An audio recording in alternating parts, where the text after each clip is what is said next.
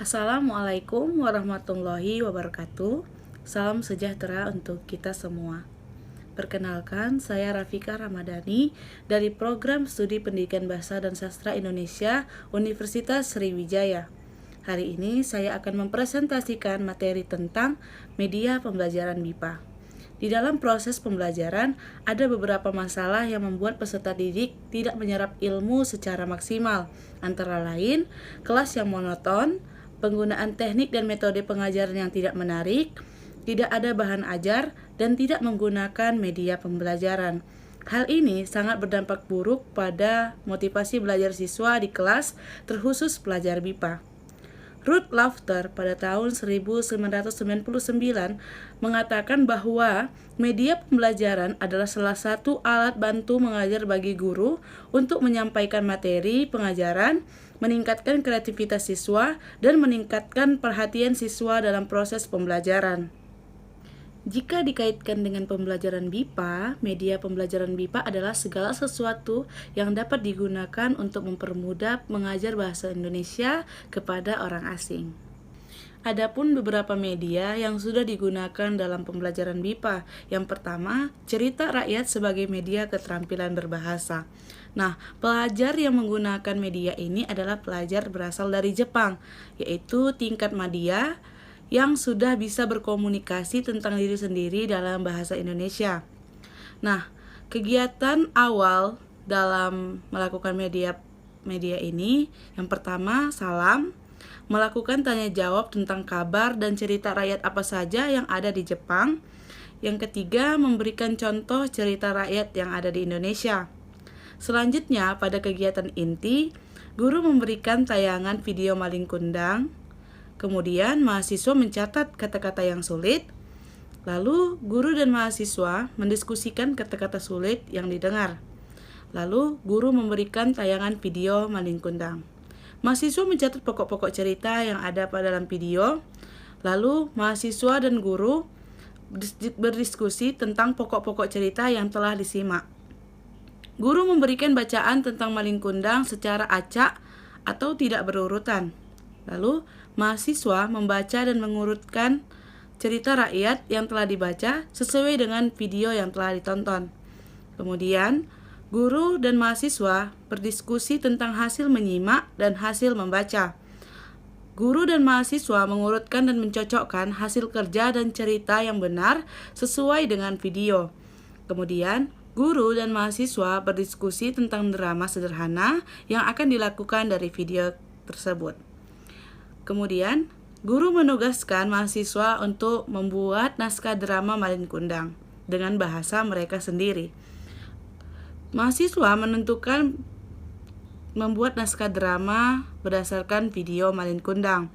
Mahasiswa menentukan pemain berdasarkan naskah drama yang telah mereka buat. Kemudian, mahasiswa berlatih drama berdasarkan naskah drama yang telah mereka buat. Yang selanjutnya, mahasiswa menampilkan drama maling kundang di depan kelas. Yang terakhir, mahasiswa saling memberikan komentar tentang tampilan drama yang telah mereka lakukan, dan guru memberikan apresiasi dari hasil belajar mereka. Kemudian, media yang tidak kalah menarik dari media sebelumnya adalah media wayang mini dalam pembelajaran keterampilan berbicara bagi pembelajar MIPA A1 Universitas Ezitouna, Tunisia. Nah, mengapa media ini digunakan? Media ini digunakan pada pelajar MIPA di Universitas Ezitouna, Tunisia, yang dimana media ukuran wayang yang sesungguhnya terkadang menjadi kendala jika dibawa keluar, sehingga tenaga pendidik berinisiatif untuk menggunakan media wayang yang lebih kecil ukurannya. Nah, adapun skenario pembelajaran pada kegiatan awal, pengajar membuka kelas dengan memakai belangkon dan syal tenun sambil memegang 2 wayang mini. Yang kedua, pengajar bercerita tentang kegiatan di luar rumah, melanjutkan tema kegiatan sehari-hari di dalam rumah. Salah satunya adalah jalan-jalan ketika hari libur.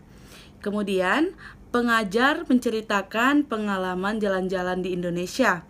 turis akan menemukan belangkon, tenun wayang, dan lainnya. Kemudian pengajar memberikan contoh memainkan wayang mini secara sederhana dalam bentuk dialog sapaan, namun dikemas seolah-olah pertunjukan wayang di Indonesia. Nah, pada kegiatan inti, pengajar melanjutkan memainkan wayang dengan tema dialog jalan-jalan. Pembelajar mulai menyimak dengan seksama dan mencatat beberapa kosakata baru.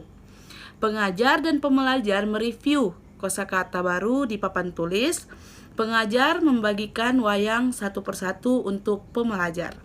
Kemudian pembelajar diberitahu nama wayang yang sedang dipegang sesuai nama-nama tokoh perwayangan seperti Arjuna, Sri Kandi, Rama, Sinta, dan lain-lain.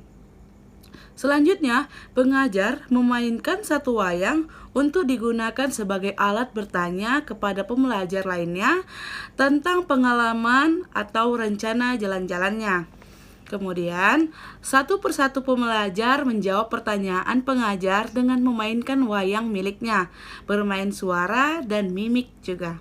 Kemudian, setelah pembelajar menjawab pertanyaan satu persatu, mereka menyusun garis besar cerita jalan-jalan yang akan atau telah mereka lakukan. Kemudian, pembelajar berdialog menggunakan wayang mini dengan teman di kelasnya tentang tema jalan-jalan. Selanjutnya, pengajar membagikan satu wayang lagi untuk setiap pembelajar yang kemudian digunakan untuk praktik mendalang atau mendongeng. Pembelajar menyusun garis besar dialog sederhana dengan tema jalan-jalan. Kemudian pembelajar berlatih memainkan dialog wayang mini dengan tema jalan-jalan berdasarkan tokoh wayang yang dimiliki. Dan yang terakhir, beberapa pembelajar dapat menunjukkan kegiatan atau mendalang, mendongeng di depan teman-temannya. Nah, kegiatan akhir dalam pembelajaran ini, pembelajar memberikan apresiasi penampilan dengan memilih penampil terbaik. Kemudian pengajar memberikan reward berupa hadiah. Pengajar dan pembelajar mengulang kembali beberapa kosakata kunci dalam tema jalan-jalan untuk memfasihkan pengucapannya. Kemudian pengajar kembali bertanya menggunakan wayang mini secara singkat kepada para pembelajar dengan dialog tentang rencana jalan-jalan ke Indonesia sebagai bentuk evaluasi. Dan yang terakhir, pengajar menutup pembelajaran dengan tampilan seperti penutupan pertunjukan wayang. Jika media sebelumnya cukup menarik, selain menunjang pembelajaran juga memperkenalkan budaya Indonesia. Ternyata media yang terakhir ini tidak kalah jauh menarik dan menarik perhatian saya, yaitu pengembangan media monopara dalam materi tempat bersejarah untuk mahasiswa bahasa Indonesia bagi penutur asing di UNESA.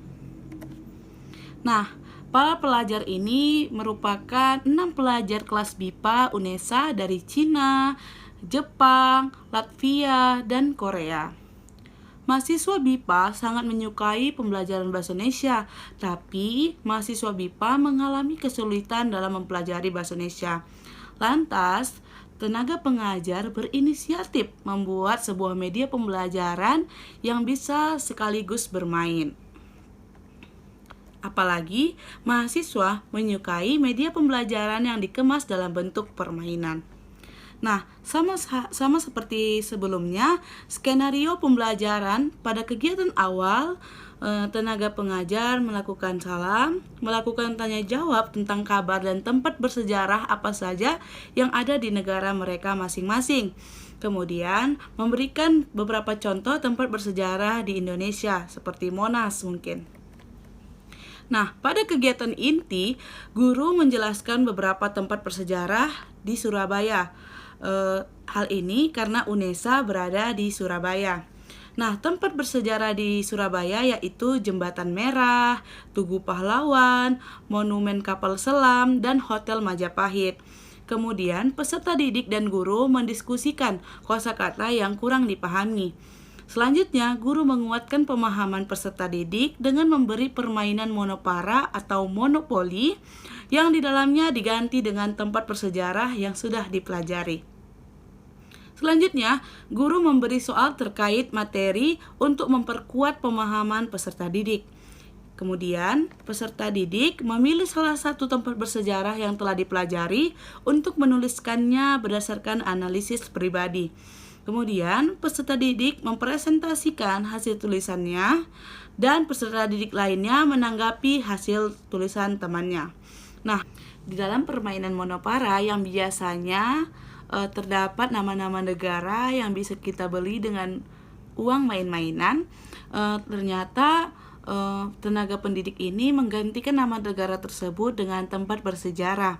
Kemudian di dalam monopoli kita menemukan dana umum dan kesempatan. Nah, itu diganti menjadi kartu informasi dan tantangan.